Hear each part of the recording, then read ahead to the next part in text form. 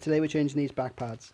So let's do our safety check, that the spring's okay, the shock's okay, and everything else is down there. Let's just check it all over, make sure there's nothing wrong with it before you crack on with the job.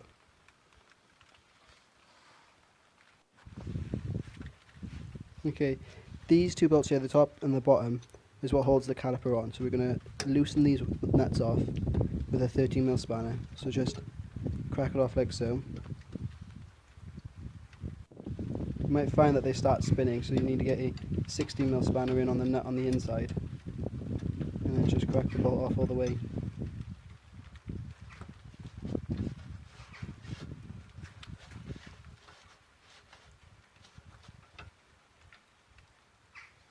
You only want to loosen the bottom one, don't actually remove the bolt, just take it off a couple of turns.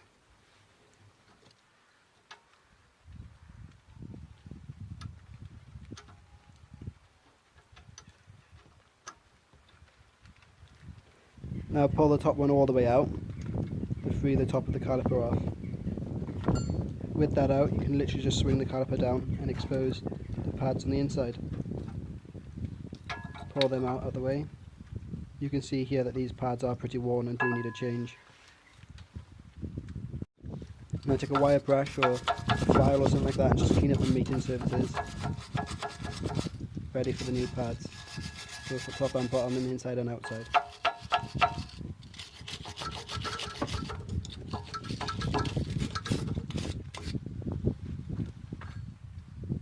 With them all cleaned up, now we need to push this piston back in. So put some red rubber grease over the boot to stop it from drying out or splitting or whatever. Just sort of massage it in, make sure it's nice and moist.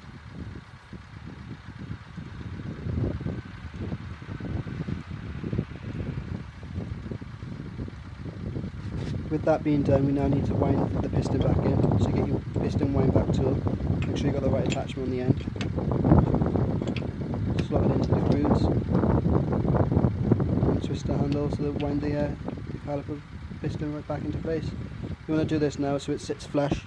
You don't want to try forcing it back any further because you'll damage the caliper, so just twist it as far as it will go. Once you meet resistance, stop.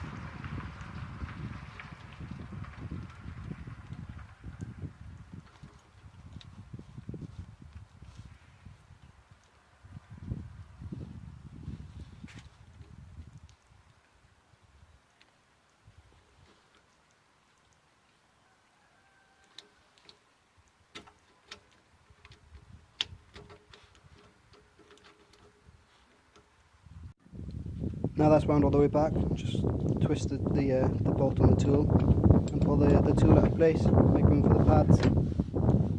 Now it's time to fit the pads. I like to put a bit of Keratech on the mating surfaces just so it's lubricated up and it slides nicely, there's no squeaking or grinding or anything from the pads. Some people use copper slip, you can use whatever you want. This is just my lubricant of choice. Once you've greased them, just slot them into place, make sure these springs all line up so the caliper goes back on properly.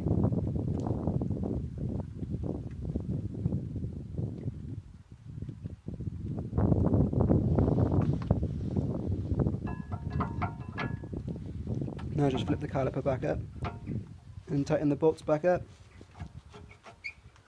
At this point, pay attention not to get the springs caught out here.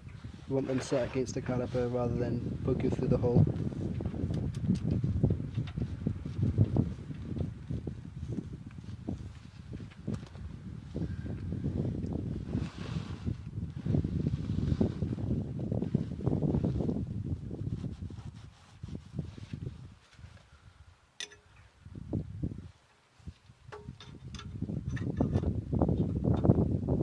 Now just tighten both top and bottom bolts up to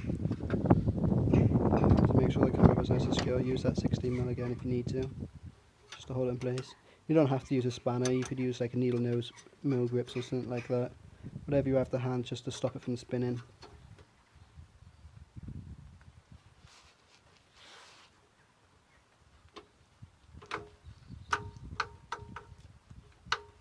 You may have noticed that I'm not wearing gloves. It's because I've run out, I need to pick up some more. But this job isn't something you want to do without gloves on. This stuff is quite bad and will harm your skin if you expose yourself to it too often. So make sure you're wearing gloves as a safety feature.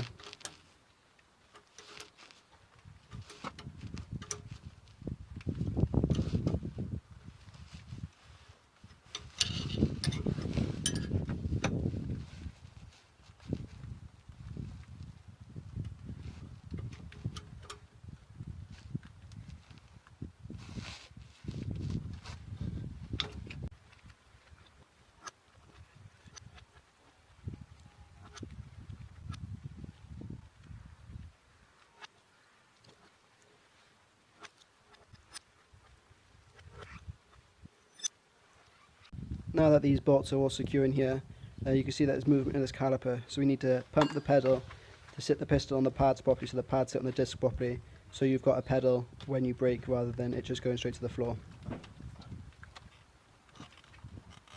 And there you are, see it sit into place perfectly. Right, that's your brake job done. Go over to the other side and do the same on there. Thank you for watching. Please like and subscribe to my channel, and feel free to share my videos. Thanks everyone.